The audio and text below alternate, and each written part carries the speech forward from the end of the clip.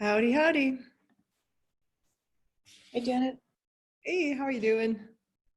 Good. I'm back to my first arrangement because it's just so bright outside. I had tried doing it with the light from the outside and it's just too bright. I end up squinting. I feel like I've been getting a tour of your house through this. I know, we're back to the looking. The record room is right straight behind me where we have thousands and thousands of records. My husband, I mean, he has 78s and, he has the whole setup. He can play all the records. If you ever have an old record you want to get played, contact me. I can make sure that happens. So, yeah, no, I should actually, I should show you the record room. Vinyl's making a comeback. I mean, there's a lot of albums coming back out on vinyl. No, he's never not done vinyl. Yeah, no, it's when the contractors leave the house, I'll give you a tour of the record room on Husky Bite. That'll be fun. I think if Greg permits.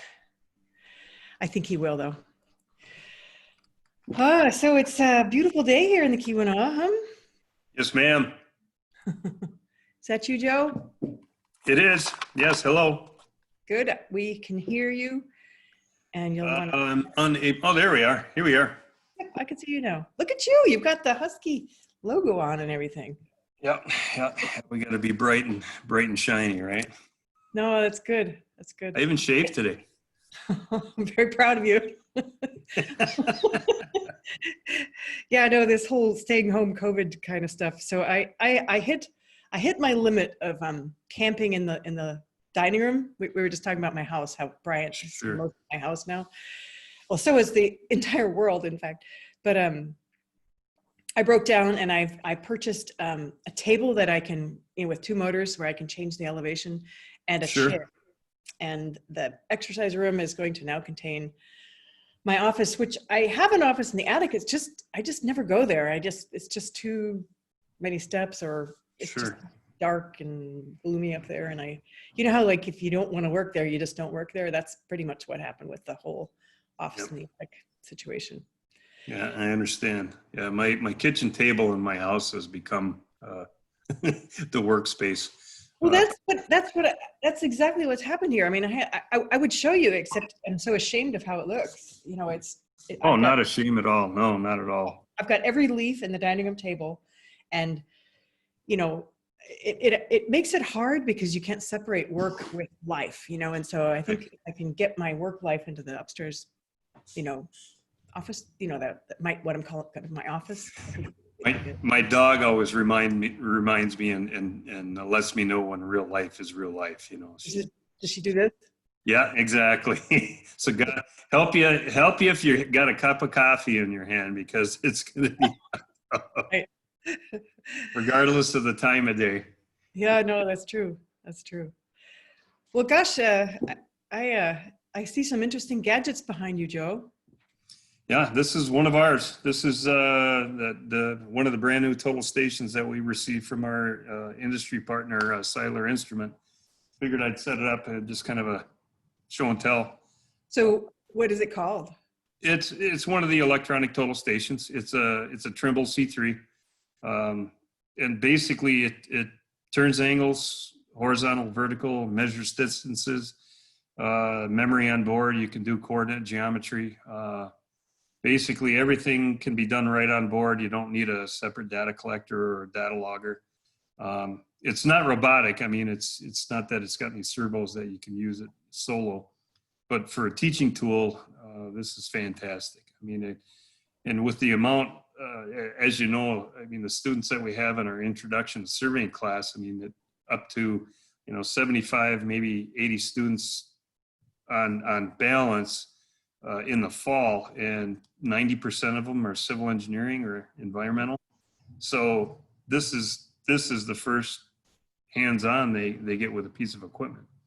So just wanted to make it as seamless as possible, because this is real life. These things are being used out in the field today. So does it connect with a satellite? No, this simply what it does, Janet. It just simply measures horizontal and vertical angles. Mhm. And that you would either book or with a data collector or on board, you would collect that information and then you could download it to a computer and then process that, meaning determine X, Y, and Z or coordinate positions based on the ground measurements that you did. Mhm. Now this is specifically for measuring those angles and distances. So you're starting from a reference point and then you're Right. setting a second one, and now you know where Yep. that is relative to the first one, and then you go somewhere else. Right. And so that's Kind of what way you would back. use, like a conventional traverse, and then, like you said, come back to where you began. Yeah. Um, You know, I just have to confess, as a chemical engineer, I never had to take this class. well, you can. I'd be happy to show you this one in addition to the one you have in your office now. It's all Yeah. the same. I mean, it's just a different tool. The one that you have in your office does the same thing that this does, except that this thing can measure distances. So you don't have to drag the chain or the tape around. Right, right. The one that's in your office, it measured direction with the compass that's mounted in the base, Mm-hmm. and the horizontal and the vertical angles with the scope in the horizontal motion. No, you gave a very nice gift to all the future deans of the College of Engineering. I know you have a picture of it inside, and we'll see it. But yeah, Well, that was fun. I cherished that moment. That was fantastic. I really did enjoy that. It was really fun. Well, and you've got a bunch of those old transoms, right? And We have the department does have a collection, and you know, we were trying to liquidate them, if you will, trying to get no, storage because we were paying for storage up outside of Houghton at U-Haul storage unit for a number of years, and I was able to get everything moved out so we don't have to pay for storage anymore. But oh, that's good. it was like pulling teeth trying to market these pieces of equipment, even through a proper auction that was worked with the university. No, I'd rather hang on to them, and if you know, if there's sometimes it'll be appropriate to give one away, and it, you know, that kind of tool where you've actually remember touching it and carrying it around. I think it's pretty meaningful. Well, it's like we touched on before, and you asked of me to refer to today is with all the the tech alum that the civil engineering and the surveying and the forestry. I mean, we all went through these classes and used the same instruments, and there's an affinity for that, and there's a lot of nostalgia because, like you said, we all remember using them or trudging through the woods or the swamp, and it's not for everybody, but for those of us that have followed it. It's interesting because you've just sparked a memory. So my dad was a pilot and he was an electrical engineer, and I think he was an electrical engineer so he could be a pilot because he knew like the whole wages kind of thing crossover. Sure. And so we had a family plane, and and it was really fun to kind of just land somewhere and you bet. Plane like royalty, but the consequence of kind of living with dad, who was an engineer. So I remember one day he sent me in, like I'm one of 4 daughters, and I don't know, I happened to be around. So he said, go tell me what the barometric reading is on the barometer in my office. And I, I didn't even know we had a barometer. So I went out, and I'm staring at this thing. I must have been like 10 or something like that. I was not very old.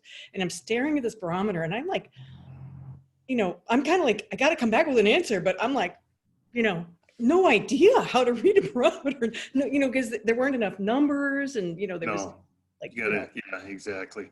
There was numbers that went from like 29 to 32 or something like that. And like, so I remember going back. I remember being afraid to go back without an answer and studying it long enough that I think I figured it out and I came back with an answer. But the whole measurements, the way we used to do it, where you had to,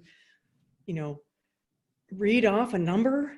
Does the instrument behind you tell you the number? Yeah, well, this you'd have to actually physically input into it, but the robotic total stations that we'll touch on today, they actually read the ambient barometric pressure because it Oh, nice. has an effect on not only the pressure, but the temperature has an effect on the measurement of a distance because it's a beam of light that's being emitted from the instrument, Mm-hmm. goes to a reflector, and it comes back. So it has to measure the amount of time that the beam of light have gone out and when it comes back, but also the phase shift of the beam of light.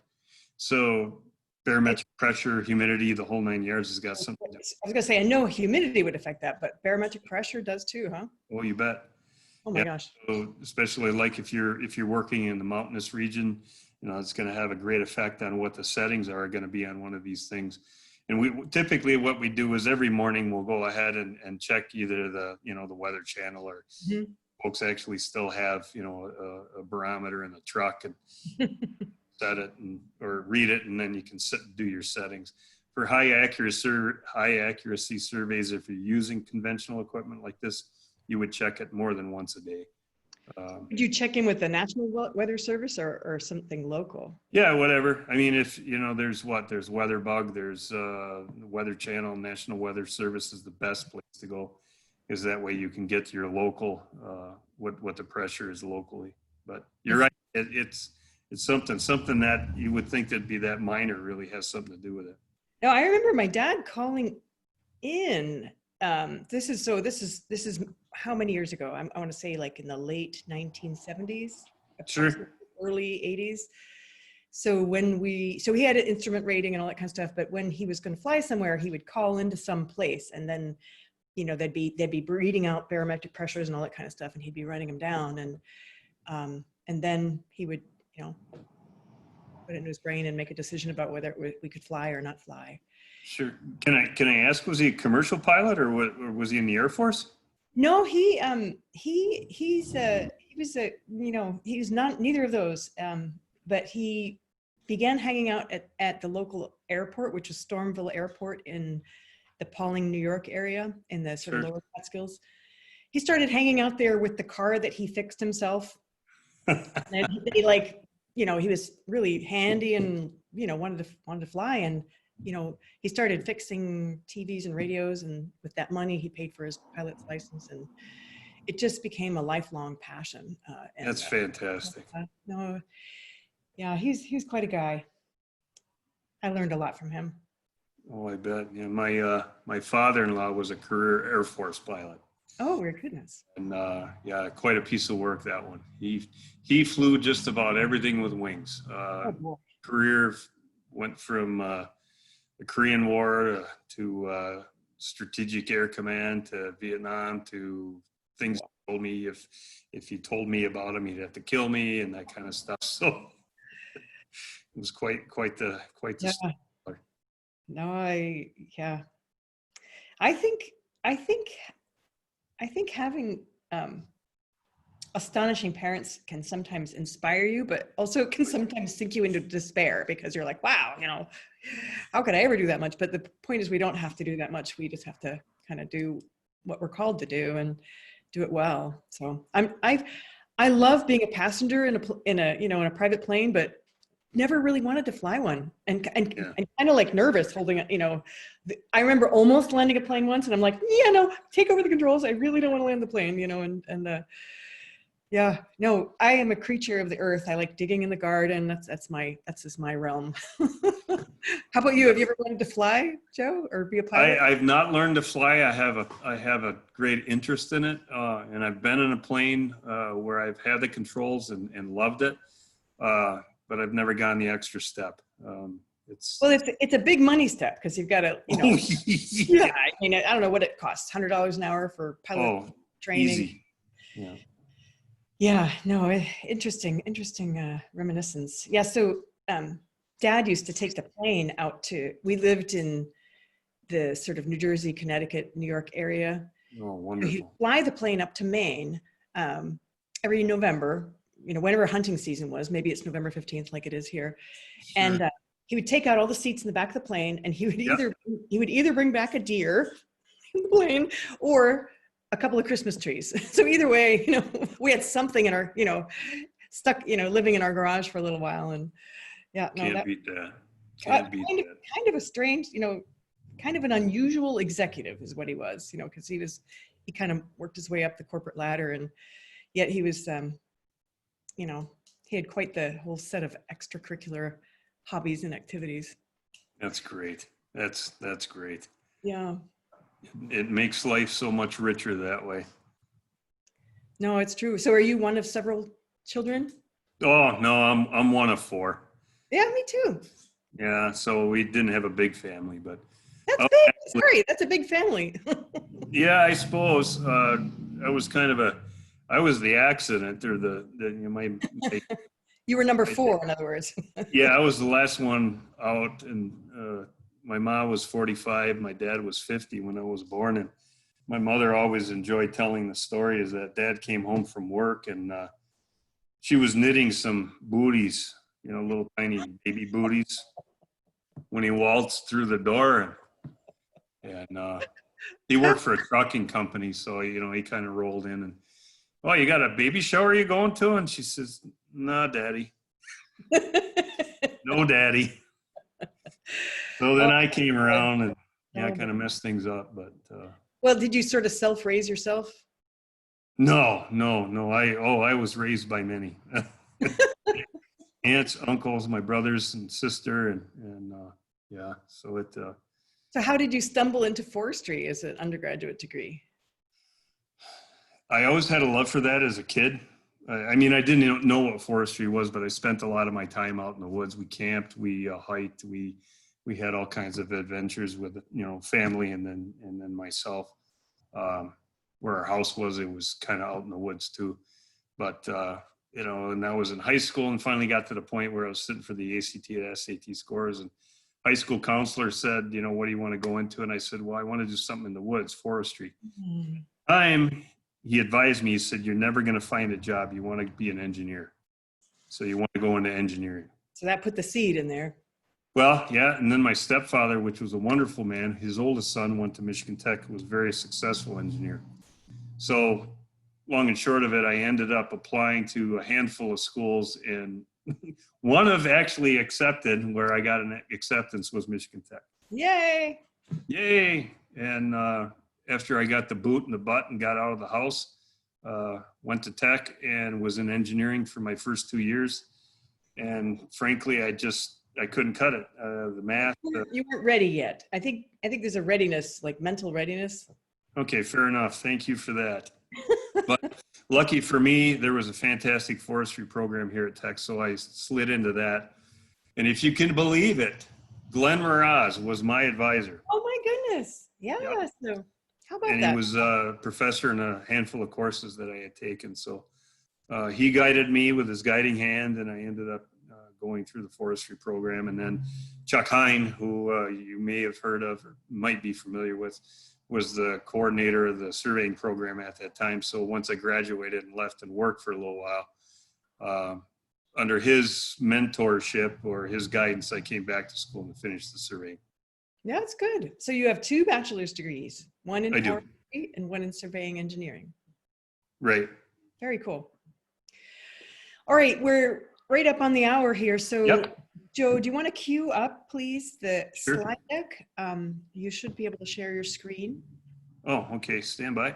And so welcome everyone to Husky Bites. We're deep into July, and we're going to be hearing about geospatial wizardry with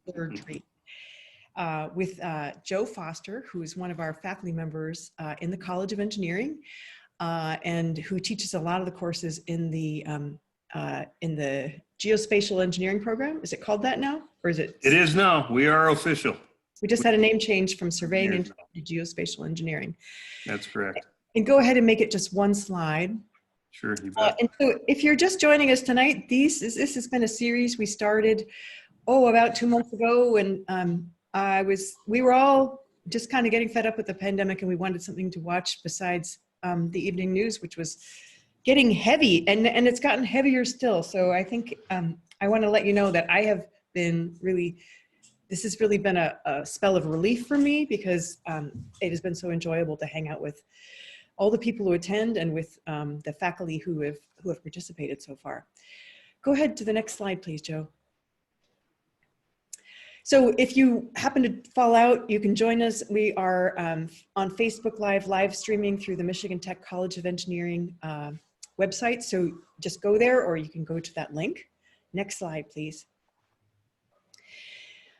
I want to acknowledge the sponsorship of the Morse family, who both Audra Morse and Stephen Morse work for the Department of Civil and Environmental Engineering, and they've sponsored this evening's webinar. Thank you so much, Morse family. I'd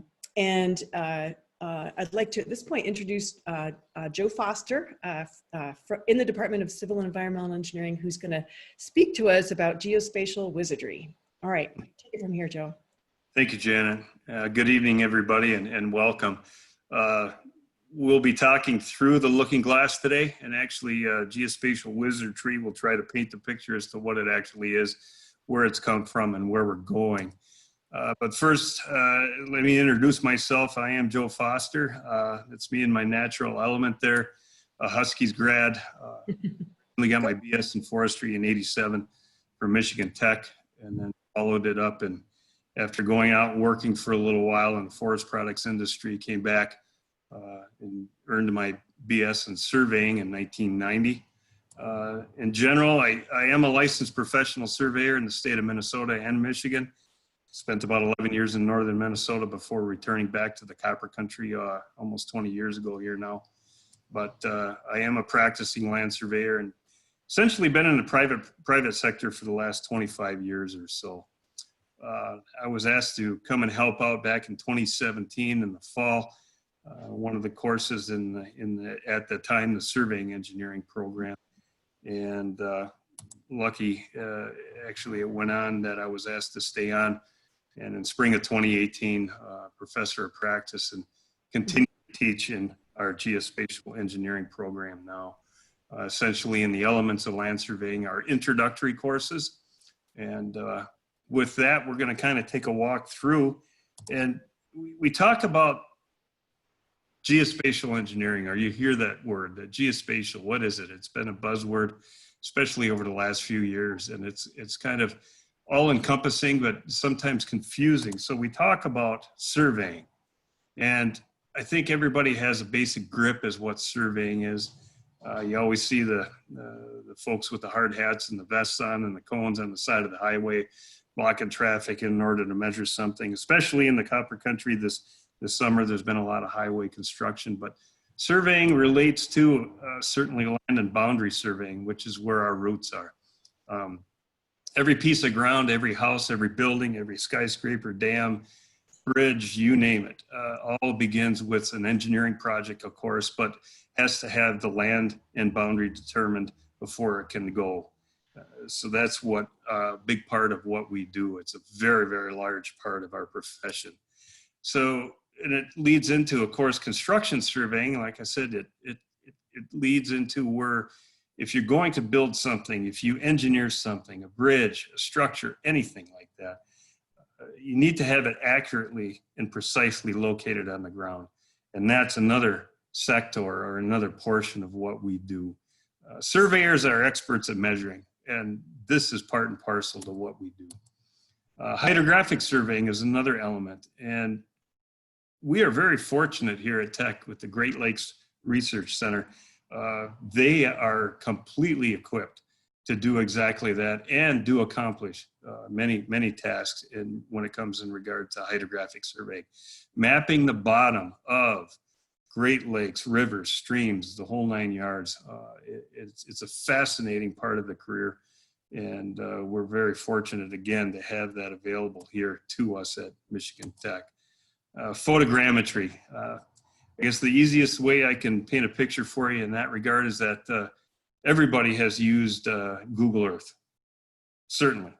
And that is an end product. That's the deliverable of what photogrammetry is, where various pieces of equipment are used to take images of the Earth and put them together in such a way that they can be used, whether it be data or imagery, finding your way from point A to point B it's also a very rewarding and interesting path to travel.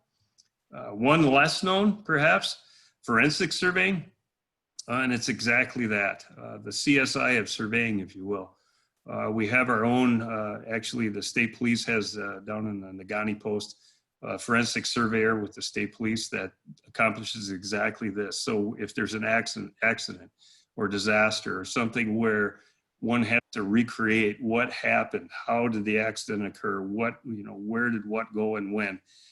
This is a portion of geospatial engineering or geospatial wizardry, if you will, that actually accomplishes that task in that specific frame.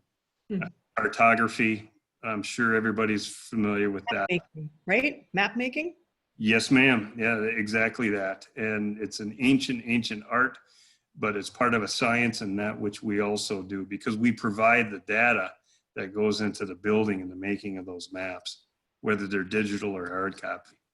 Geodesy, as we know, the Earth is not actually a globe or a sphere, bulges at the equator, it comes to a point at the poles. Geodesy is the actual measurement of the surfaces of the Earth, which is a highly precise and detailed part of our profession. So you add all those together, and some that I've not mentioned here, this is where you end up with geospatial engineering. We've been lumped together, and it's spatial because it encompasses all of these factors, all of these elements of what is our geospatial. And so which couple of those is your specialty? Oh, I'm a boundary surveyor right up here. Okay. Yep, on the ground. I mean, I'm certainly capable of doing these other things, but it's like you wouldn't hire a dentist to do brain surgery. This is how our profession is loaded, and it's similar to, certainly to engineering. Any civil engineering, you're into construction. Yep. No, we do. Right, exactly. So that's me, land and boundary. So we're going to start with a little bit of history here, and I'll kind of breeze through this. And this, of course, Mount Rushmore is on the bucket list of probably every surveyor that's out there and any tech alum that is listening or is with us here today. The reason why is, three of the four individuals that are up on Mount Rushmore are surveyors. They were surveyors before they rose to the stature that they became to be put up on Mount Rushmore. So I don't know, Brian, we want to go to that first poll. We got three surveyors and the other guy. Is it Washington, Jefferson, and Roosevelt? Jefferson, Roosevelt, or Lincoln? Roosevelt, Lincoln, and Washington, or Lincoln, Washington, and Jefferson? All right, so we got to get some voting happening here to see who is right. It looks like three of them have hair and one does not. I think the ones who have hair, they're out in the outdoors, they need the shading. So I would go with the one that doesn't involve Washington. That's my bet. All right, I guess fair enough. It's number 4. All right, boy, there's two that are. Oh, it's close. I know. It's close. So the choices are Washington, Jefferson, Roosevelt, Jefferson, Roosevelt, Lincoln, Roosevelt, Lincoln, Washington, or Lincoln, Washington, Jefferson. And the two leading ones are the first and the fourth. But yes. the uppermost one is leading is Washington, Jefferson, and Roosevelt at 44% of the participants. All right, and so is it the right answer? Not the first one. No, Roosevelt would have been a great surveyor. Among all the things that he had accomplished in his life and his career. But no, Lincoln, Washington, and Jefferson were all surveyors before as to where they ended up. Well, I think that was a very little known fact. So which one wasn't? Roosevelt was not. So I'll try to remember that. Roosevelt was not. But he was much more in other ways. So not to belittle him, but yeah, those three guys, it's like those bar jokes that you hear, a surveyor, an architect, and an engineer go into a bar. Well, now you know which three of the four were surveyors. So again, I have not been to the monument yet. I must. Well, it's something because of the fact that, like I said, it's on a lot of bucket lists of surveyors for that very reason. So And you'll find sometimes you'll see a lot of selfies taken right at this point where you can see the images in the background and the surveyor's face right up close.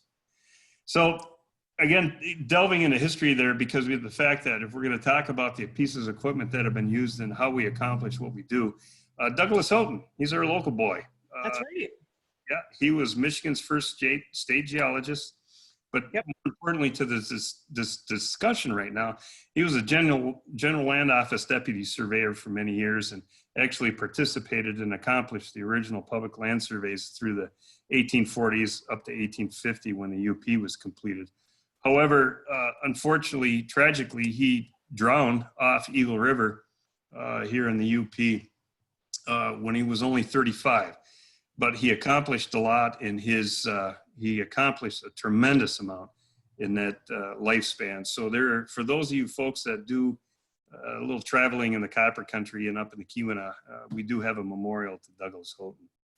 Now, I bring him up because surveying is based in land measurement. Okay, it's the basis upon which all land measurement is accomplished, even today.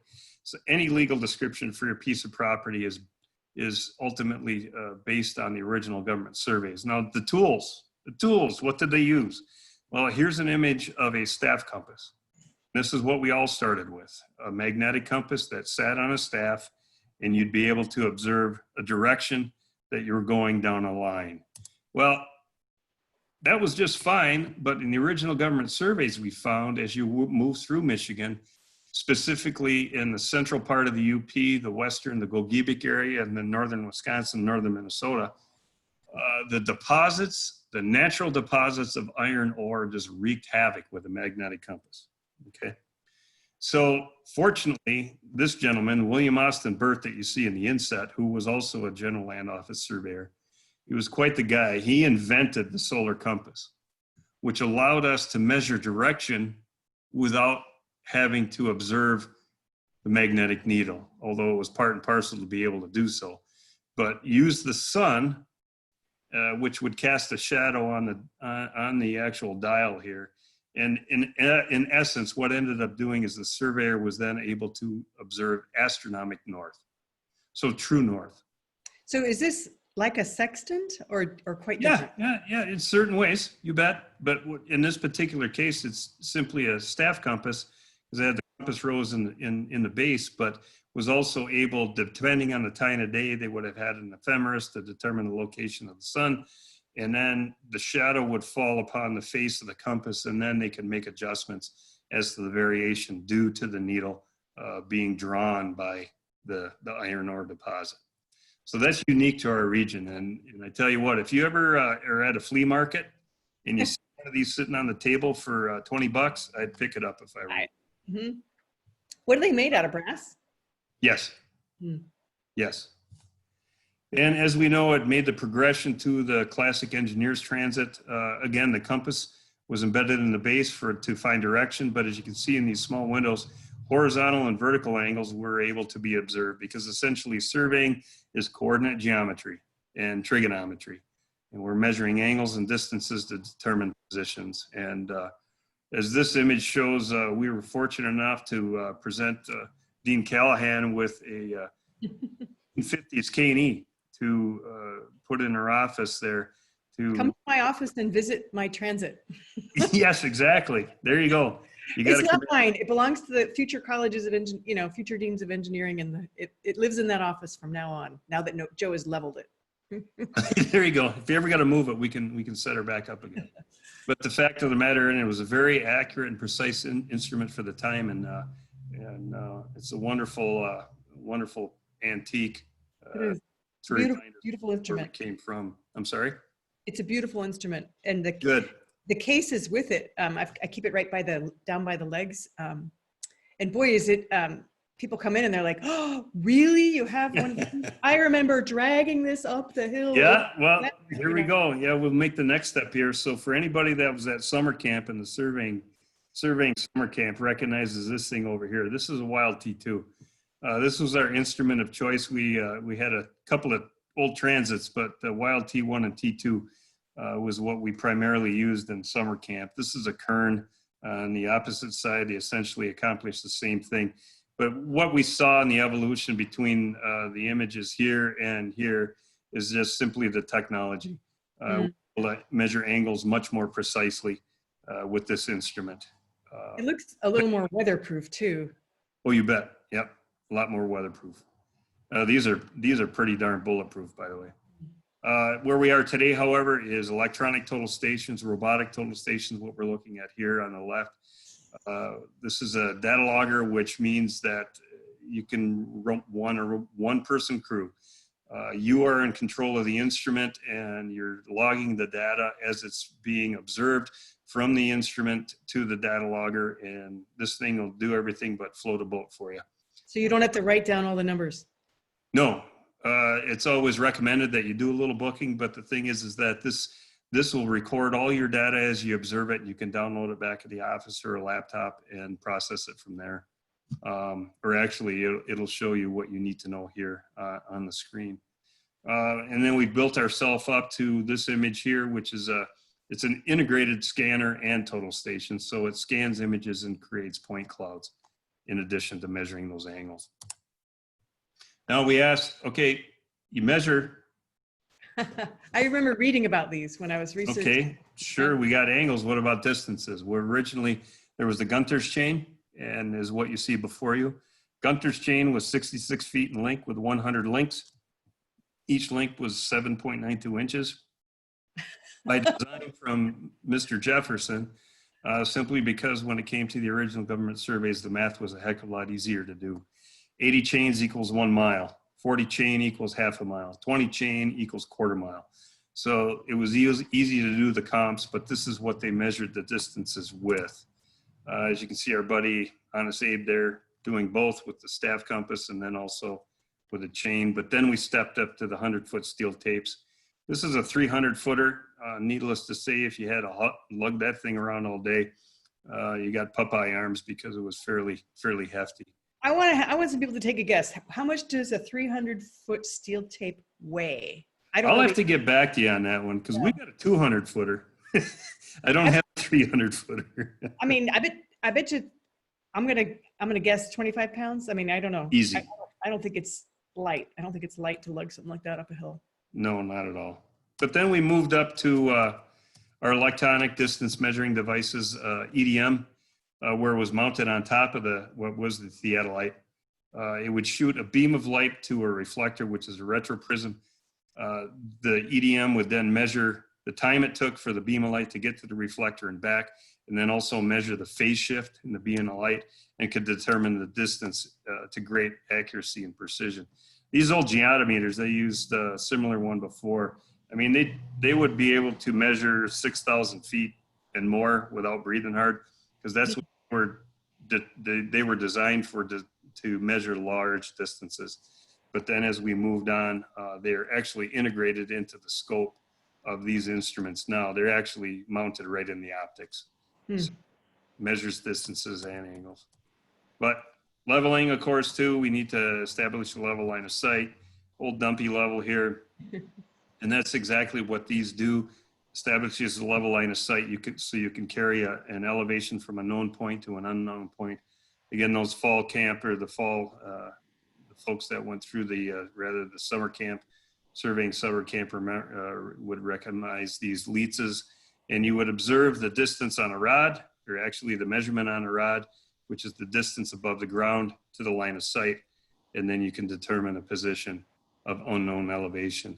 Wait, so go back to the other one. What would the reading have been on that one?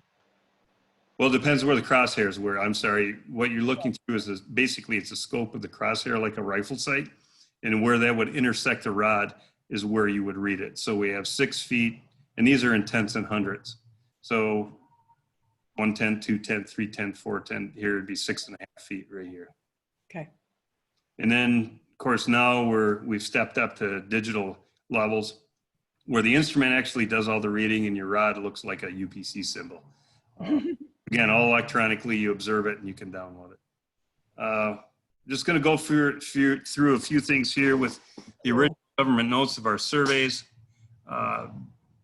from which an original GLO plat was produced. And now here we are at Portage Lake, Houghton's right down in here. The lift bridge went over.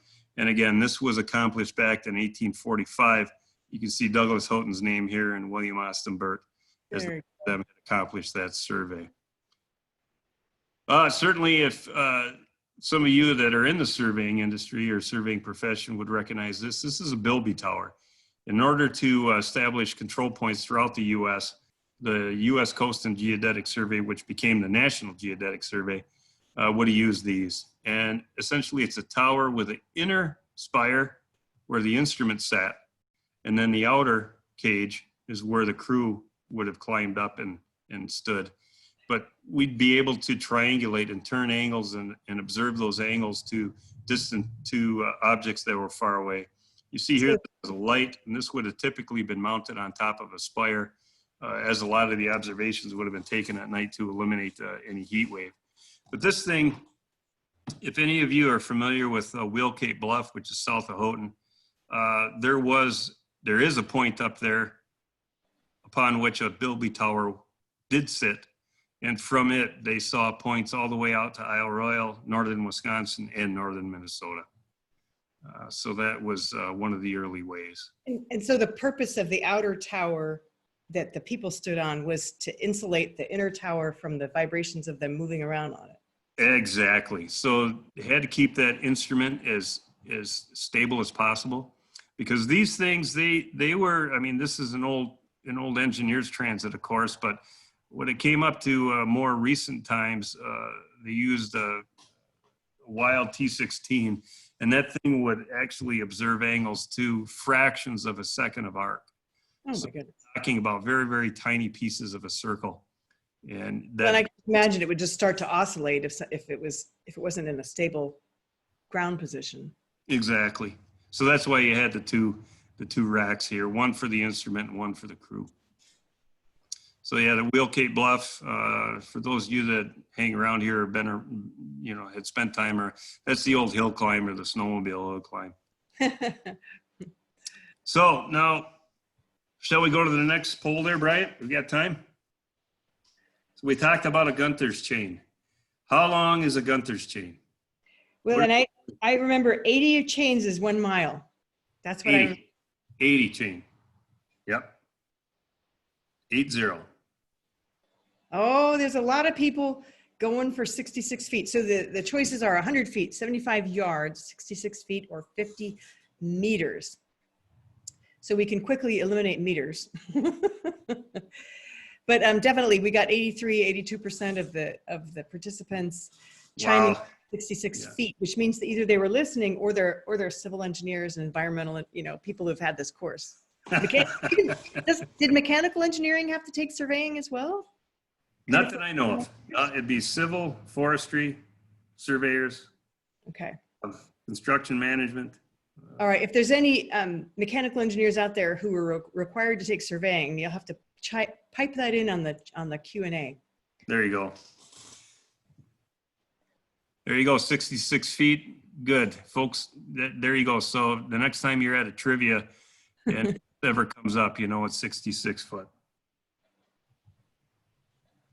Fantastic. Which seems arbitrary, but 80 chains. No, it actually, I could go into much more detail here. I don't want to take up the time, but it was by design. And that was one of the things that came from Jefferson, because it not only was the math easy, but it had a great ease in being the basis of the measurements for our public land survey system. That'll be another seminar. We'll get you back to yeah, there you go. So quickly here, I just want to go over a few things. What is it about geospatial engineers, surveyors? What is it about? What's the shine to that? Well, we are the first in and the last out, and field to finish, meaning any ground-based engineering project that ever occurs, any building, any house, construction, boundary, surveyor would have touched that project in some way, shape, or form from beginning to end. So we're in the front end, we're in there in the middle, and we're at the end. Boundary surveying, highway and route design, hydrographic, like we touched on, municipal surveying. I'm sure you've seen this. X's that are painted on the ground. Well, what this is a target. So aerial photography can be taken to that image, and so it can be rectified, but it has to be measured first on the ground in order to know exactly where it is. Scanning and control. Scanners are used widely today to create point clouds that are manageable and can be used for design and other purposes. Volumetric surveys as well. Tunnel and mining. You'd never be able to do a tunnel without having some line of sight or a survey. Subdivision, planning and development. This hits close to home here because, I mean, every house, every apartment, every condo, every piece that you live in or have lived in or currently live in, that piece of property was surveyed at some point in time to know the footprint of that piece of property, because you pay taxes on it every, summer and winter, right? UAV, unmanned aerial vehicles, and photogrammetric work, and that's become huge over the last number of years, actually relatively speaking, in regard to the availability of drones. Scanning, I mean, basically you can put anything you want on this, whatever payload to do whatever measuring. I've seen UAVs that are the size of a kitchen table, where they have 3 or 4 different instruments that are on that to be able to observe the ground. Agriculture, it's become actually for commercial farmers, they actually have their own drones so they can do and fly their own fields for the purpose of seeing what's doing well, what's not, where they need to pay more closer attention to some of their crops and not. And then reconnaissance for being able to get into certain areas that may not be accessible to be able to plan out a job. Pipelines, of course, that's huge. That's huge. The alignments for pipelines and acquiring easements in order to get through property to lay a pipeline, and then wind farms. These things just don't get stuck in the ground anywhere. They have to be put in a very specific spot, and then also when they're constructed, in order to be put in the right place and done so properly. So we talk about, there's a couple of quick items here too, a little more trivia. When we talk about surveying and geospatial engineering and measurement, we talk about accuracy versus precision. Well, a lot of folks think they're the same. Well, it's not. Accuracy refers to how close you are to the true value. So a foot is a foot is a foot, right? But is it true to that foot? Precision relates to the refinement of a measurement. So if you measure something tighter than a flat foot, then that relates to precision. So it all relates to the measurements that we take in the field. So what's the deliverable? You know, we got cartography, we have maps, topographic maps, even weather maps. They need to have base information to know where all the radar is going to be going and where it's coming from. Relief maps, municipal maps for management purposes. And then, you know, as far as going like a world map or a national map, that data is used to do exactly that. But here in the last bit here, we'll talk about construction surveying, because structures like this dam would never be able to be put in the ground accurately or be able to be constructed properly without surveying or geospatial engineering to put everything in the right spot. And there's a special spot in my heart for the Mackinac Bridge. That thing, you know, you look at how wonderful that is. It's one of the longest suspension bridges ever built, 5 miles long. But here you go. This is where the surveyors were when they were actually laying out and staking out where the pillars and everything, the caissons, and during the construction of that bridge. They were out in the Straits of Mackinac here, triangulating between the ground and these positions, because this was before electronic distance measuring and total stations were available. So they put her all in the right spot because she's still standing. No, it's true. Yeah, you bet. Even though I get the willies every time I cross it. I do too. I'm just like, Mari, don't, you know, relax, breathe. I have to tell myself. I'm not good with heights, so I just have to keep my eye on the road. Yep, look. Here we go, Bryant, our last poll. We've got an example of what measurement might be the most precise. All right, and so there's 4 choices. The first choice is 1,320 feet. The second choice is 12.34 feet. The third choice is 25.745 feet. And the last choice is 89.7 feet. Oh man, we're getting a perfect, almost near perfect score on this one. Yep. So I was just actually thinking about this lately, what it relates to what is a significant figure, and, Exactly. where the zero is as to whether it's significant or not. So it looks like Exactly. overwhelmingly people have gone for the 25.745 feet choice with 92% reporting. Fantastic. I got a bunch of budding geospatial engineers out there, I hope. Fantastic. Yep. So it would have been 25.745 because it was the most precise. Well, in my chemical engineer's terms, it has 5 significant figures, whereas A only has 3, Right. B has 4, and D only has 3. I couldn't tell you how many moles are in there, but I could do that if it was a material, but feet moles. But here in the last few moments, hopefully I'm not running too long here, but I wanted to at least introduce and show you what we do with our students.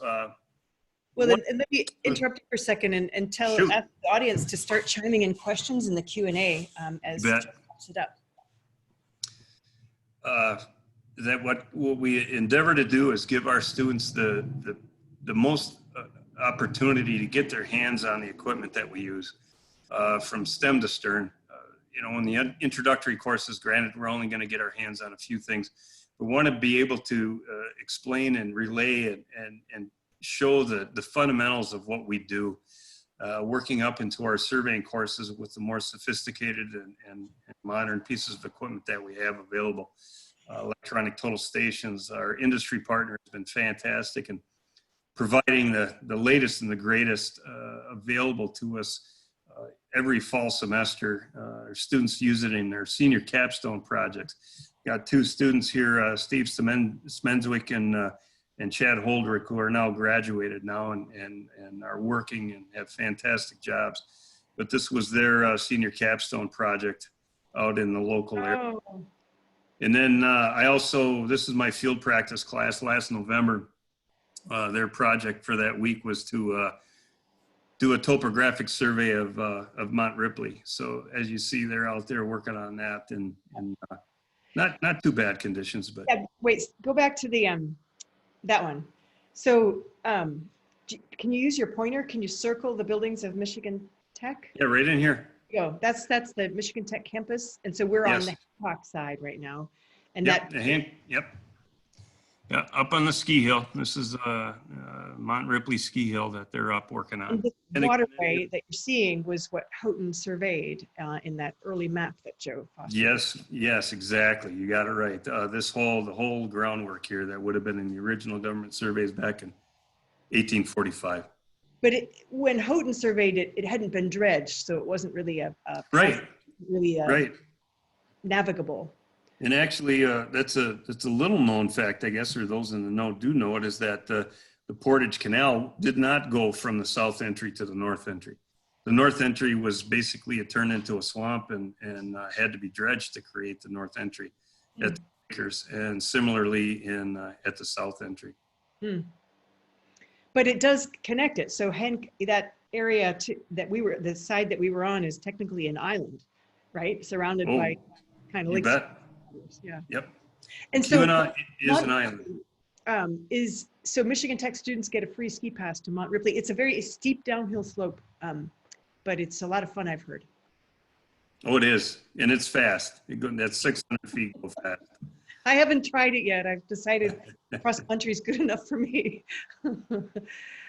But here in closing, I've got some other slides to share if we have the time, Janet. But just the same, field to finish. That I can't say it any better. First in, last out, field to finish, with a degree in geospatial engineering from Michigan Tech. One of the things that I've been told of our graduates over the years is the simple fact that they hit the ground running. They don't need to be spoon-fed. They come, once they cross the stage, actually, in the last number of years, our graduates have already had jobs before they've crossed the stage and got. There's a very high demand for geospatial engineers, and I believe we're one of either the only or one of only 2 programs in the state of Michigan that offer this degree, and you have to have earned a degree in the state in which you live if you want to practice there. Isn't that right, Joe? Well, you could actually get the degree from anywhere. It's a sense as though it's which state you wish to practice in. If you wish to pursue professional licensure, for example, in the state of Michigan, you need to have a geospatial engineering degree from an ABET accredited school. It's either us or Ferris State. And then you also have to have the requisite amount of experience under the direct supervision of a licensed professional surveyor. State of Michigan requires 4 years. You will have had to pass the fundamentals of surveying exam right out of school. And then at the completion of your experience, there is the licensure exam. Mhm. So yeah, it's quite a path. Well, so you get a stamp with that, right? And you stamp your Yes, work. that's correct. That's one of the items that's required of us whenever we accomplish a survey. Very good. Similar All right, to a- so we are starting to accumulate questions. We've got 17 open questions at this point. And All right, let me just shoot through these last things here. The geospatial engineers measure the earth. A degree, certainly a rewarding career. If you like working outdoors with sophisticated equipment, this may be an option. And then also our geoinformatics emphasis would offer earth-based data, computer-aided drafting, and working more with the numbers and maps and manipulating the data. But just finally, in closing, we map the world. First in and last out engineering project, and we do provide services to the public where any land-based project is involved. So. Joe Foster, thank you so much for such a wonderful introduction to geospatial engineering. And I had no idea, I'd never even heard some of the words on the list of things that they added together and made a geospatial engineer. It looks like you're in a pretty deep snow there. Well, that was a good job. Yeah, that was a while back, but yeah, we would do work in the snow. Well, you got to dig your way down to the bottom then, huh? Yeah, you can see. Very cool. All right, so keep adding your questions while we do this. Thanks again for the sponsorship of the Morse family. If you are interested in sponsoring a Husky Bites webinar, 100%, and I'm not kidding you, of your generous donation goes to support students this year. So this is an email for Bryant Weathers, who is hosting our webinar, and he's behind the scenes, but he is always listening to what's going on. And we have a lot of students in need this coming year, and so we would appreciate any and all support. Even anonymous donations are welcome. And next, I just want to point out that we're going to be turning our focus to biomedical engineering. And so I encourage all people who are listening today, if you know of a person who is considering what should they major in, and they're pretty good at chemistry and math, and are kind of scratching their heads and thinking about med school, they should surely consider biomedical engineering. It's one of those things that goes between medical profession and engineering, and I think and that one's already sponsored. Thank you, Jay and Michelle Sikarsky. All right, let's go to the next slide, please. Thank you, audience, and thank you, Joe, and thank you, Sue and Bryant, and Kim for all the social media and all the work that you do in support of Husky Bites. So we have 21 open questions, and I just want the audience to know that we have a philosophy of handling all the questions. And so I want to thank you in advance for attending. Stick around as long as you want to. Usually most people stick around to the end. So the first question probably came from before you got started, Joe, and it's from Amore, and who wants to know, how long does it take to become an electrical engineer? And I'll take that one. So we were talking about our dads having been electrical engineers, right? Both Joe's dad and my dad. And so the typical engineering degree across all degrees is 4 years. It's hard to get it completely done in 4 years unless you come in with a few advanced credits. It took me 4.5.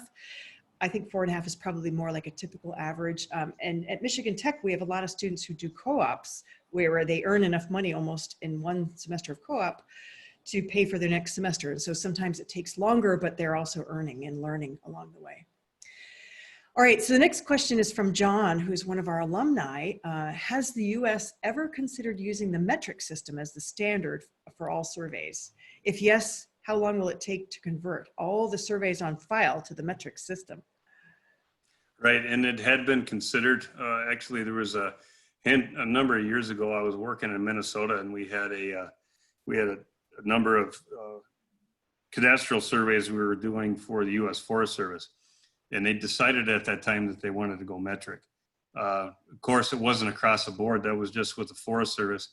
We accomplished it for that 1 year, and then they decided that they weren't able to do it, or it wasn't effective enough. I don't know why, because you raise a good point to the simple fact that I think we are one of 2 countries on the entire face of the earth that still hold to the imperial system. The metric system certainly would be much more effective, but our roots certainly are with the foot. God save the Queen. Yeah. Heidi comments, is our next question, that in 1993, when she earned her BSME, which is mechanical engineering, she did not take surveying. So that's, Right. yeah, we were wondering about that. Yeah, All right. MEs, right. MEs are not required to my knowledge in their program, but, certainly could take it as an elective, because one of our students now, I was able, I don't know if it was just me, but we were able to snag that student from mechanical engineering, and the students now in geospatial engineering. So, Well, and again, this is one of the majors where you get outdoors, and it's being outdoors kind of becomes part of what you get to do, which is a real asset. I think being able to right, get out. and it's a balance. I mean, you can do both. Certainly a lot of it's done outdoors, but there's such a need for the computational portion of it as well. That certainly. All right, so Max asks, do geology students take this class? If not, should I? Seems to be a helpful course. Well, I tell you what, I don't want to sound biased, but there have been a number of geology students in the courses, and I would highly recommend it. There's, certainly a use for it, and even archaeology. One of our students that recently graduated, actually, he's got his master's in archaeology and actually came back to finish out his survey. So yeah, it would be a benefit to you, even if you only take the intro course or a couple of the intro courses, because it would definitely help you along the road. All right, and so Thomas has a comment. I wondered why all the original lots in our subdivision are 66 foot wide. Well, now you know. Yeah, it depends. It depends what subdivision. I mean, for example, up in some of the older subdivisions up here in the Keweenaw, they're only 50 foot wide. Some are 50 by 100, some are 30 foot. It depends whatever they were able to fit in at the time. What we are held to now, however, is certain square footage requirements. So if you do a subdivision plat now, the dimensions of those lots, there's a minimum to them. So, What's the minimum here in Houghton? oh, it would depend. It would depend, as far as the square footage in regard to. I don't have that off the top of my head, but What there's the subdivision is. minimum square footage that would be required. And the fact of the matter is that if you have, for example, city water and sewer, if you got the utilities, you could go with a smaller lot than you would if you did not have the utilities. You did have a well or something. Well and septic, right? So we have a question from Audra. What was the most difficult terrain you have ever surveyed? Well, it's a toss-up. There's actually some pretty challenging stuff that we have here in Baraga County. But also northern Minnesota, there's some pretty challenging terrain, not so much as in vertical relief, but swamp. And in the middle of July and beginning of August, where you're slugging through and trying to measure accurately, keeping a true line, specifically for these Forest Service cadastral resurveys. Yeah, it's that was the most challenging. And mosquitoes and black flies. And wood ticks. I got to tell you, those alum that have been out there, they know wood ticks can be pretty drastic. But beyond that, no, the copper country here, and there are some just gorgeous vistas down in Marquette County and Baraga County that we have here close to home. I imagine fall must be the most ideal time to if you can find the exact moment before the snow falls. Exactly. When the bugs are gone and the leaves are down, or even when they are turning color, it's beautiful. But the fact of the matter is you get into that early part of fall and then late spring before the leaves pop, because GPS equipment, you need to have a clear sky to get to the receive Point. Yep. satellites. So that's ultimately another good time here. And actually the late part of the spring where you can get out on the top of the snow on the crust with snowshoes early in the day where you can zoom around and not sink below the snow surface, that's a good time too. Very good. So Eric comments, sure makes my 18 credits of summer surveying in 1968 feel obsolete. Oh, no, not at all. Not at all.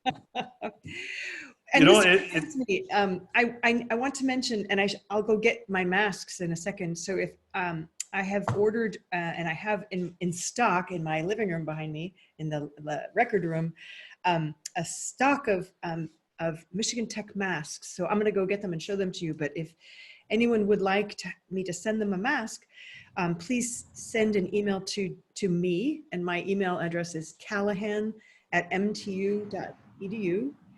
And I will put one of these in the mail for you so that you can walk around and kind of proclaim your alma mater or your future alma mater. I'm happy to do that.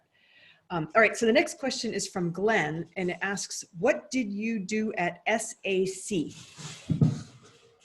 SAC? Strategic Air Command? No. What did you mention in your background along the way? That would have been my father-in-law was at SAC, but okay, that must career Air Force. Yeah, he actually flew B-47s during down around the Cuban Missile Crisis era. Yeah. There. So that's right. We were talking about our fathers both being pilots. Was your dad an electrical engineer too? My father was not, no, but my father-in-law was a career Air Force pilot, and yeah, he flew just about everything with wings, and yeah, he was in SAC for a handful of years. So, all right. The next question is from Anonymous. Can other majors study surveying or geospatial engineering as a minor, or do you need to major in it? Yes, we do offer a surveying minor. And if I remember correctly, it's 18 credits. And essentially what you end up doing is just taking those courses that you will have not taken up to that point, like the other individual that asked about geology, because some of it's related. You take the core surveying courses, and then you would then have a minor in surveying. All right, and I've gotten the masks. So we have, this is the medium-sized one, and this is the large-sized one. So Michigan Tech masks. Nice. Send me your address and your name, and tell me something about yourself. One quick thing, if I may, in regard to the minor, we do have a dual degree option now too, where an individual can not only obtain their degree in civil engineering, but geospatial engineering as well. 5 years. So you'd end up sticking around one additional year, but during that time or up to that point, you'd be able to accumulate the principal surveying courses and geospatial engineering courses. So when you walk across the stage, you have 2 degrees. No, that's a nice thing to have. Have multiple degrees kind of gives you options. All right. I have a number of colleagues that have done exactly that. Went through civil here at Tech and then finished out their surveying. Tim asks, do new devices use LiDAR to make 3D spatial models? Yes, they can. And that's another tool in our toolbox. And then speaking to the individual that did have summer camp and thinks it's obsolete, no, it's not. It's all the same techniques. It's all the same kind of data that you determine. It's just simply another tool. It's like GPS. You're able to have these whiz-bang pieces of technology that can help you do things more efficiently and quicker. But LiDAR, that's another thing that's, you can obtain fantastic amount of data.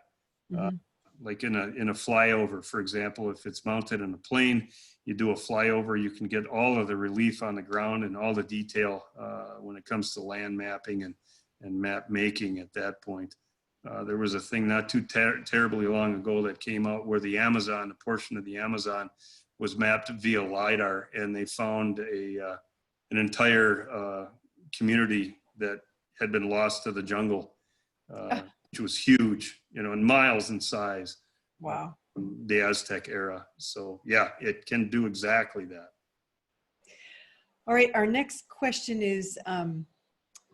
what is a senior capstone project in geospatial engineering? Right. Well, capstone is a course that our students take before graduation, and actually, it's great in the sense that you as the student can choose the project. Okay. For example, the one that I had flashed the pictures up of the two students that had worked together on this one, they chose to do a boundary survey and essentially work through the whole 9 yards of doing a section breakdown, etc. A year or so before, there was a couple of students. There was civil engineering, and one of our geospatial engineering students did a topographic survey of a part of Isle Royale where they were building a pavilion, and they needed a design of the ground so they could site the pavilion properly and do the architectural design accurately. So yeah, they went up there and they spent 2 days, 3 days up on the island and observed everything that they need to do and got the data and then drafted it up and had a model that the architects and designers could use from that. You are advised, okay? So like myself or any of our other faculty would be advising you on that. So you would come to us and say, okay, I got this idea. I want to be able to do this. We would advise you in the proper fashion, so that way you're going to be covering all the bases. But long and the short of it, by the end of it, you then would present, it's almost like defending your thesis. You would present your project, what you did, what you found, what you learned, and you're presenting it to an audience of faculty and other staff members where then you are reviewed. And it's a great opportunity because you have the whole semester to work on it. Cool. All right, the next question asks, do surveyors measure land deformation preceding? Yes. Yes, and that's a huge thing, say out on the West Coast, California. There's a huge effort to do exactly that. And, whether it's when it comes to being on a natural fault where there's sensors that are placed and actually, optical equipment is used as well. But where you measure the subtle movements of the earth, but also like buildings.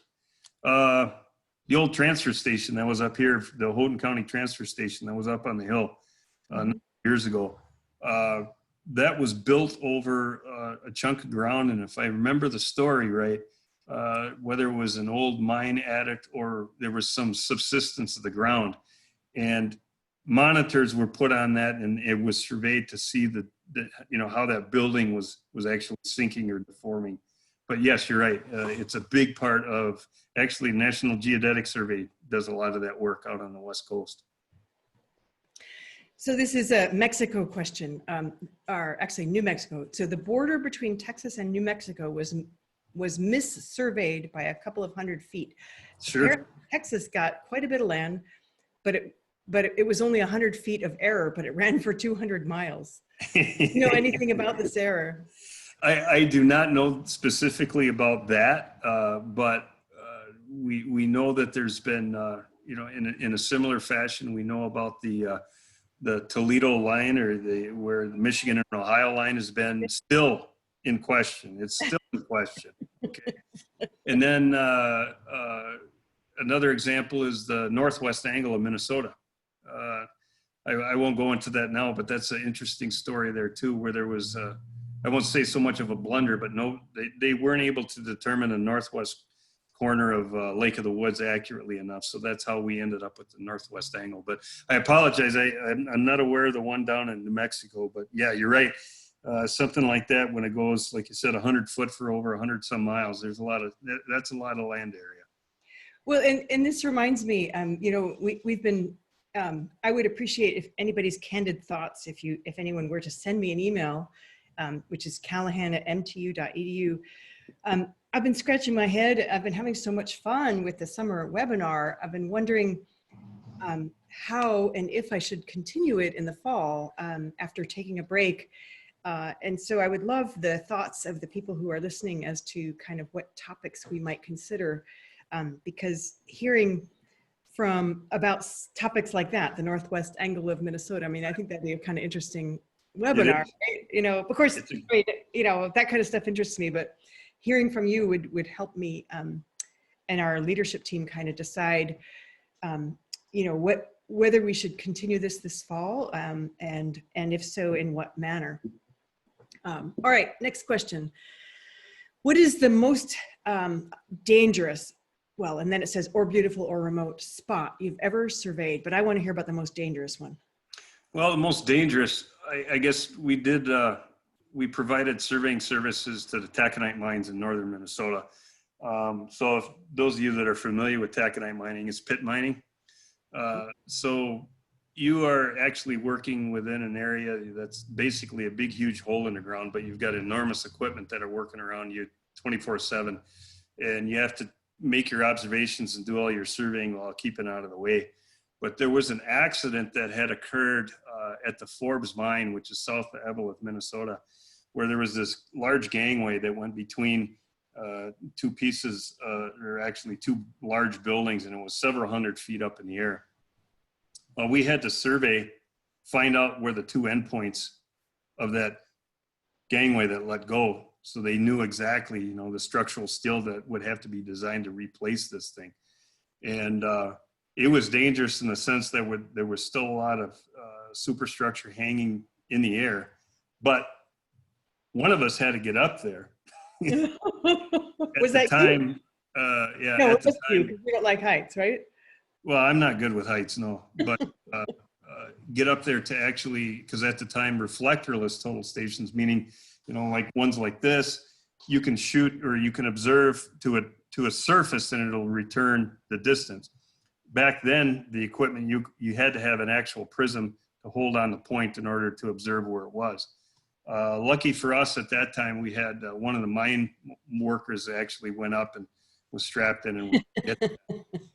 But the other one was the Minos research cavern, which is down in the bottom level of the Sudan mine, 2,700 feet underground in Sudan, Minnesota. We were doing the construction staking for a research cavern down there. It was a neutrino research site.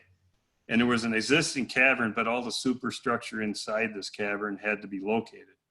And that was several hundred feet off the ground. And that compared to staking out blast holes for the taconite mines, yeah, that was pretty dangerous, I guess. So you have fear of heights, but you can be underground at a high elevation and you're okay? Yeah, that wasn't too bad. Go figure, 2,700 feet underground, you know. All right. Which was The its next own question experience. is from Caitlin, and it's a great question. How will COVID-19 affect the ability for hands-on learning this fall Right. in geospatial engineering? Yeah, you bet. And I'm working on that. Our labs and our introductory courses, there's a good chunk of drafting labs that we're working to make completely online, but also have the availability of classroom. So for those students that wish to or need to come into a classroom and use a monitor or whatever, we'll have that available. My plan for the hands-on, I want to be able to go through with this, and I'm going to work very closely with making sure that we fit all the guidelines and the precautions. But we can observe the 6-foot social distancing. You know, we got a survey crew, we'll just space everybody out properly, use the equipment, sanitize it appropriately. But a lot of this stuff, I mean, one person's going to be standing at the instrument, one person will be holding a prism pole or pulling tape, depending on the lab. And as you saw with some of the other images, our robotic total station is one person using that. Yeah. One person is using that piece of equipment. So once they have that, they're able to, you know, have on gloves and a mask, and we'll just sanitize everything after that.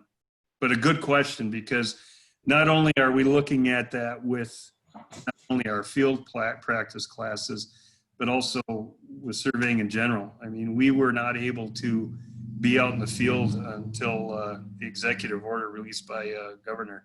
I was gonna say, I jumped out of my chair. I was just sitting there and my phone went beep, beep. Yep. I mean, it was right next to me, and I had it on high volume, and I literally like jumped out of my chair. And the Oh, just today. Yeah, just today. governor declared in the state of Michigan, you must wear a mask if you want to be served. If you go into an Right. establishment and you want to have service, you must wear a mask. And so, But that's a great question because it has changed the complexion of everything that we do.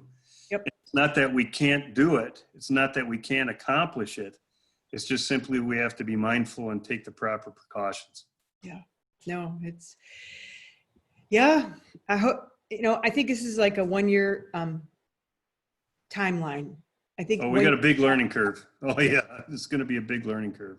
In my we have to be patient with ourselves, and we have to be patient with the universe. We have to just allow ourselves a lot of grace to get what we can get done and do it as well as we can. All right, next question from Cameron.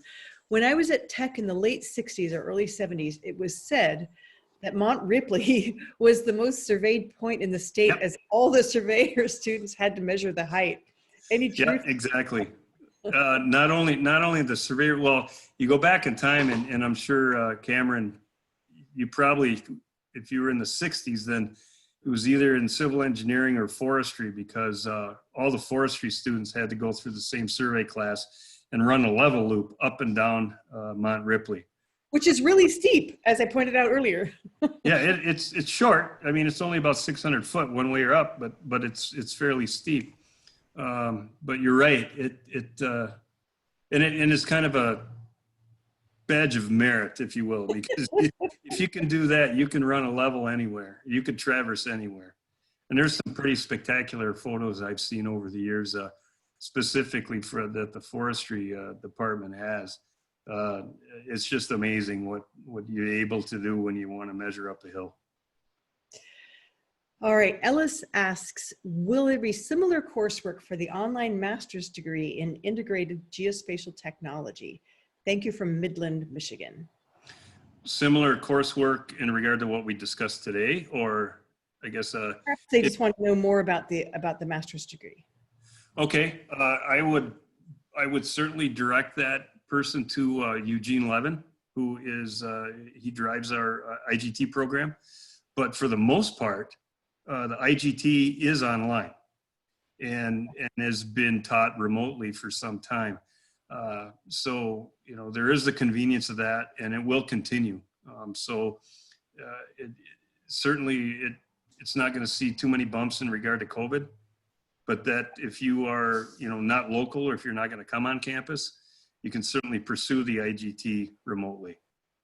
Well, and I want to make a plug. The College of Engineering has about 17 different master's online certificates in the approval stages, and they range across a wide host of topics. And so if you have questions about any of the ones that are coming up in civil and environmental engineering, I would encourage you to drop an email to Dr. Audra Morse, who is the chair of the Department of Civil and Environmental Engineering, because we already know what courses we're going to be offering online. In fact, they're already in the catalog. And so, but if you wanted to know how these courses would fit into an online certificate, she could help you figure that out.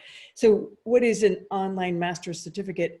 So these are groups of 3 classes that add up to either 9 credits or 10 credits, and you get a certificate in. And so I'm sorry, I can't remember any of the specifics, but there's 3 or 4 coming out of civil and environmental engineering.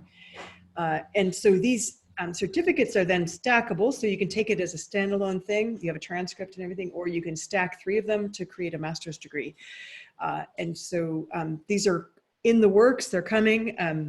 They're in the approval process. They've gone through Dean's Council, and they're now in the Senate level. And basically there's going to be a whole host of courses you can take online. And I tell you what, time goes by anyway. A year from now, you're going to have accomplished a year's worth of courses or not. And so there's no reason not to kind of pursue, graduate education because these things end up leading to credentials. And so I'm a big believer in when things get rough, go back to school. I think it's always it leads to an accomplishment, which then helps move your career forward. Right, and one of the good things though is, like you pointed out, the IGT program is a master's degree, and it's also offered and accelerated, so that is available as well. Yep. Lee asks, well, this is an environmental engineering graduate of 96. Lee is, or they are. They took surveying and loved it, even did it for several summers as an intern. What can I do? What can I do to help get more students interested and involved? My company wants to hire surveyors. Thank you, Lee. I tell you what, we are in, or have been in the last handful of years, in a rut, in the sense that we don't have enough people to fill the positions. The average age of the practicing surveyor, geospatial engineer in the state of Michigan is 55 years old. Okay. I just turned 56 this last March. So I'm in that upper end. And the thing is that we are having that difficulty of having people come in. Oh, there's a shortage. And which means there is nationwide the money. They're going to be earning top dollars because. Well, that's true. Yes. So there is a shortage. You know, the easiest thing is that you have already planted the seed, and the best way to do it is spread the word. Yep. I mean, if you worked as an intern, you worked on a survey crew, you know, a lot of our civil engineering grads, yep. They, you know, even when they're still in school, they'll take a job with a survey firm or work for an engineering firm, and they get thrown on a survey crew, and it's like, hey, this isn't bad, you know? So the thing is that spread the word, because what we are trying to do is reach out to not only, say, high school students. We find that we have to now go, say, to middle school and even elementary school to at least introduce what it is, you know? Yeah, it's kind of like one of the majors. There's certain majors that teachers just don't know about, right? And this is one of them. So please, you should feel empowered to send Joe Foster a direct email. You can look him up on the web, and then you could introduce this person to Joe, and Joe can take it from there. Yeah, that's what we are reaching out, and that's what we're here for. Our program, and as I'm sure you know, and I don't want to sound biased here, but our program is one of the best in the U.S. You're not going to find any better. And the state of Michigan, you know, the requirements that are in our state are quite stringent. So the thing is that spread the word. If you have people that you are going to hire, say as an engineering tech, if you have survey, you know, capabilities in your company, throw them on a survey crew. And the thing is that you can reach for and find even high school students that are going to find an interest in that. They just have to be exposed to it. Yeah. One of the things that our colleague, one of our colleagues at Northwestern or Northeastern Wisconsin Technical College, NWTC, he goes so far as to take his class and he'll set up in the high school parking lot, local high school parking lot, and do their labs, or out in the front lawn of the high school, so that they're just simply visible. And, you know, questions are then, what are you doing? What is this? And it just raises the interest. But yes. I was just going to mention, here at Michigan Tech, as many other universities are, we are preparing for anything and everything this fall. And right. So the sort of corollary of that is you can expect that there's going to be a lot of courses that are going to be available through remote instruction or online learning. And so, you know, it's an interesting time on the planet to be considering career options, because you could take a course to see if you like it. And so is there an intro to surveying course, Joe, or what's Yes. Oh, you bet. That's SU 2000. That's the first one that our students walk into, other than SU 1000, which is the orientation to surveying, but our SU 2000 is the introduction to surveying. And as I mentioned before we started the program tonight, 80 to 90% of the students I have in that class are all civil or environmental. But then geology and forestry, and had a couple of math majors, and our geospatial engineering majors. This is a field that really intersects history with yes. The future, with like the present, and multiple fields. It's a really cool major. All right, we'll have 12 open questions, so I'm going to plow. We're going to. Okay.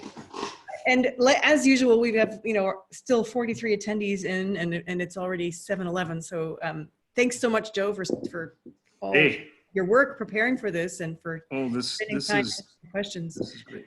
Happy. So Clayton, as a new parent to you, enjoyed hearing the commentary about providing students opportunities for hands-on experiences. Yes. Clayton's excited for our son to attend in the fall, regardless of the COVID situation. I am excited too. He will have a hard time selecting a major in engineering since he is interested in so many that Michigan Tech offers. Well, luckily, you don't have to pick a major right away because we have a common first year experience, which is one of the big assets about a Michigan Tech engineering degree. So, and the Exploring Majors course is fantastic because it gives you a taste of everything. I mean, yeah, granted, you're coming in as a freshman, perhaps you will have no clue as to what you want to go into. That's fine. That's the whole process. You come in, see what might be interesting and what you're good at, what you have a propensity for or aptitude for, and just go for it. I mean, that's the thing to do. All right, we have a question that asks, are surveyors and geospatial engineers ever self-employed? Can you start a firm or hang out a shingle? Yep, you bet. A number of those that you will see now, especially with the advent of the technology that we have, like the robotic total station, there's a lot of one-person shows. A number of individuals, even ones that I went to school with, once we graduated, we went our separate ways, and some worked for integrated surveying engineering firms, some worked for small private firms, some went to work for governmental agencies, whether it was the county, state, or the federal. But then, sure, that's one of the opportunities that you have if you wish to pursue professional licensure and become a licensed surveyor, regardless of what state. Okay, you then could set out your own shingle. You want to have your own shop, you go right ahead. And actually, small business is not a bad way to go. Not a bad way to go. All right, the next question mentions that this is a graduate student at Tech with an interest in autonomous vehicles and also is a surveying hobbyist. Yeah. Being an electrical engineer, I'm taking this liberty to ask an off-topic question. All right, so I have observed that surveying offers some courses that focus on LiDAR, GNSS for geodetic positioning. Right. How useful might these courses be for an autonomous vehicle enthusiast like me? Well, the GNSS, of course, refers to simply the GPS technology and the different constellations of the satellites that we have available. It's not just U.S. anymore. We have the European constellation. We have the Russians. So what that means is that if you have a GPS receiver, you are able to receive data from a myriad of satellites that are around the Earth, meaning that you're going to get an accurate position on the ground. GPS, again, is just another tool. One of the things, kind of in relation to the question, is that people ask, well, I got this GPS receiver, I can find my property corner, right? Mm-hmm. Yes and no. You're able to find your position on the face of the Earth accurately. It will not necessarily tell you where your property corner is. You need a surveyor for that. You need a resurvey. Well, if you ever need a project, I have a very interesting property.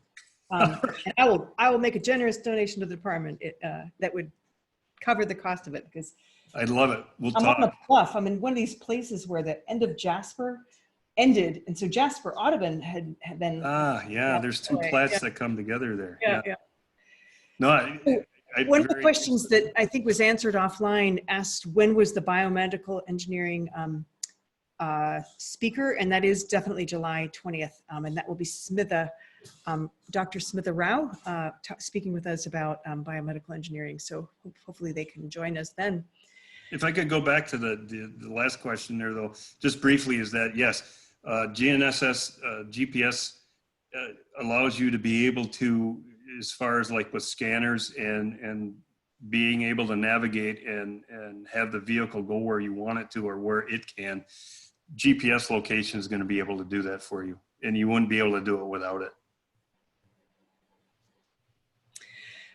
This question asks, if you were to add a second major or a double major to geospatial engineering, which would you choose? Geological engineering or forestry or civil engineering? What would be the best combo?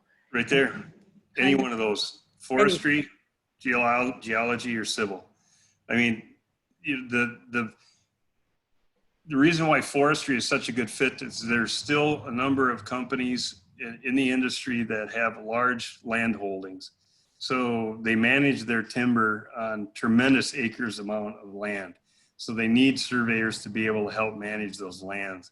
And so that's how I kind of got into it when I was still in forestry. I went into that because I worked in that realm for a timber company early out of school. But geology, of course, that's a no-brainer. And then, but civil engineering and surveying or geospatial engineering are an integral fit. Because, I mean, if you're going to design it, you got to build it, but you got to know where to put it. So without that geospatial engineering or the surveying portion, it's all for naught. Because like we touched on with some of those images, you know, dam building, bridges, roads, canals, even staking a house. I mean, putting in a septic system for that matter. You need to know where those property lines are. You need to know where those footings are going to go. You need to know volumes of earth that's going to be taken out, and you'll be doing that as a geospatial engineer. But those three, exactly. I mean, take your choice. No, it's good. I like combinations of things. I think it's I think lots of engineers like to be at the intersections of disciplines. So my intersectional piece is between chemical engineering and materials science. So I kind of, you know, there's lots of overlap in engineering because there's so much, you know, that all that math is in common, all the physics is in common, all the chemistry is in common, and then it all builds, and then it sort of specializes in the junior and senior year. And so by just taking a few extra things along the way, you can end up with a double major, not just a few, like a handful. So 5 extra courses can sometimes yield a double major. And you're a lot more desirable too. Yeah. A lot more desirable to employers. There's no question. All right, we've got 6 open questions. I want to take Paul's question next. So Paul worked with a local surveyor to determine the elevation of our community pond. Mm-hmm. He used an instrument linked to GPS satellites and certified that his measurement was accurate within 1 inch. My iPhone has an app for altitude. Do you have any idea how accurate this measurement might be, because it uses the GPS satellites as well? Well, yeah, I mean, there is so much technology in our smartphones today, or even, you know, you can go to Cabela's or you know, Bass Pro Shops or something and order a handheld GPS receiver, which is going to give you a number, all right? But the accuracy of something like this is not going to be as accurate as what you would get, say, from an actual survey or GPS observation. And one of the things to keep in mind is that vertical or elevation is one of the most difficult things to measure with GPS, because there's so much variability depending on what part of the earth that you're on. Or not so bad. I mean, you can get pretty tight. And even with some of the apps I've got on my phone here for GPS, yeah, you can get within 10, 15 feet of the actual position of the ground. And I guess it's kind of, you got to think about it, because it'll tell you you are there, but there's going to be like an error ellipse. There's going to be a, you know, an area that, yeah, you're within where that's more than likely going to occur. But unless you actually have survey grade GPS equipment where you're going to either post-process that data and crunch it to get down to that head of the dime kind of measurement, elevation is fairly one of the more difficult things to get tightly. But yeah, I wouldn't, you know, the phone is good. Yeah. And I'm sure the app is going to get you in the ballpark. But if that position was actually surveyed, I would use those numbers. All right, there's 4 questions left, I believe. John asks, when will the Michigan Tech bookstores have the masks for sale? And I do not know, and I'm pretty sure Joe does not know, but I will try to remember to poke them, because I agree they ought to have masks for sale. I will tell you, I think the plan is for the university to make sure that all the students have at least one. And I think it's at least one is a fair statement here, mask when they come. And gold and black are our school colors. So wearing black or wearing gold or any sort of combination of gold and black would, you know, definitely be a cool thing to have. All right. Ellis comments he is waiting, or they are waiting for their last recommendation to be submitted to join the master's degree program in IGT. So Yahoo, Good. that's one of our new online programs. Justin is a CE student, which stands for civil engineering student interested in the dual degree option. Yeah. And so the question is kind of about advising what surveying classes will I take, and is there a flow chart or audit available that I can view or download? You betcha. Justin, I think I want you communicating directly with Joe Foster offline, but maybe Joe can handle that. Right. And to answer those two questions, yes and yes. The go-to is Julie Ross, our advisor in the civil department. And she's got all the bells and whistles, everything that you're going to need to know, what classes that you'd have to take. She'll look at what you've taken so far and what you'll need to take. But she'd be the go-to. But yeah, if you want to contact me directly, feel free, because we do have a flow charts that would show exactly which courses are needed. Well, in general, you should never hesitate to contact a faculty member or your advisor. Right. That's what we're here for, and we want to hear from you. And if your advisor is non-responsive, it might be because they're kind of off contract for the summer, but if they don't answer, just move on to the chair or to the advisor. Just kind of keep pursuing it until you get an answer to your question. Yeah, Julie definitely be the go-to and be able to help you out. Cool. All right, 2 more questions. After an earthquake or natural disaster, does land need to be resurveyed? Yes, that's a great question. Especially out west again, out in California. I attended a seminar that was given by a surveyor for SOMAS, which is an integrated surveying engineering firm. I'm not sure if they're still in business anymore, but they were huge back a number of years ago. California, quake, and they went out to re-observe positions of survey control points that they had in the ground. And you might have seen these before. They're called monument boxes. They look like little manholes that are in blacktop or in road surfaces. And it's just, maybe about this big around, but you pop the lid on it and there's a monument down below, okay? Oh. Well, he had explained at one point that they went out to remeasure after an earthquake, and the surface had shifted so much that the mon box was in one spot and the monument was in a completely different spot underneath.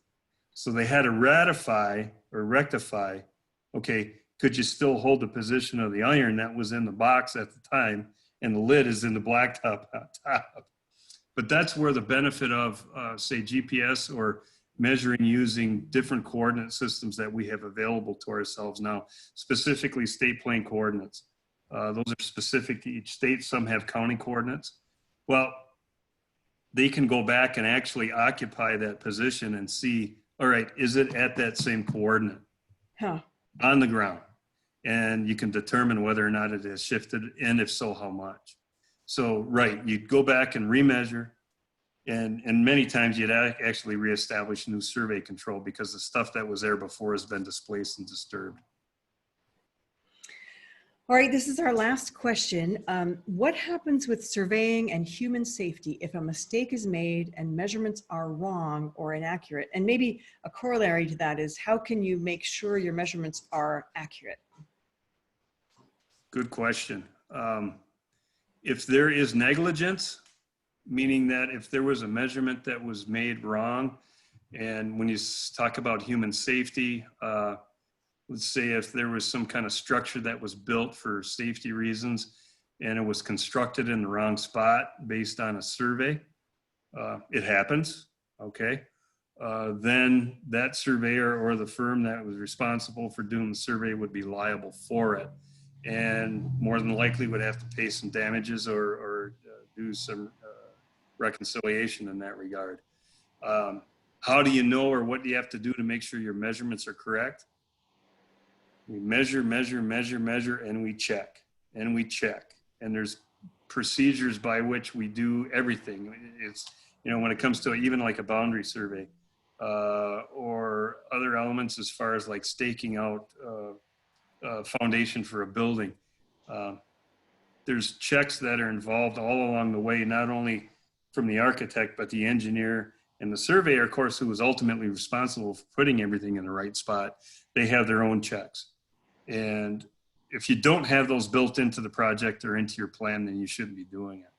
But that is a very good question, because there is consequences to staking something incorrectly. And yeah, it happens. You know, we're not perfect. That's why one of the reasons we make sure our instruments are in good adjustment. When I do a survey, I always have somebody check it. I mean, you write a legal description, something as straightforward as that.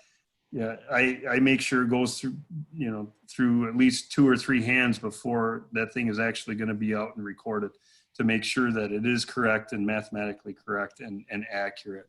Same thing with construction staking. You have more than one crew on a site, make sure everything's checked, and then the engineers verify it as well.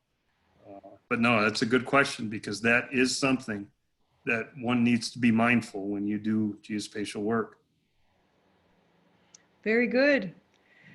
Well, thank you, Joe. We've come to the end of our questions. I think this is one of the latest evenings we've had at 7:27 p.m. on a Monday night. It's been my pleasure. Yeah, thank you. Been my pleasure. I really appreciate the time you've spent, and I learned a lot. And thank you, audience, for joining us. It's been a wonderful evening once again. All right. Thank you.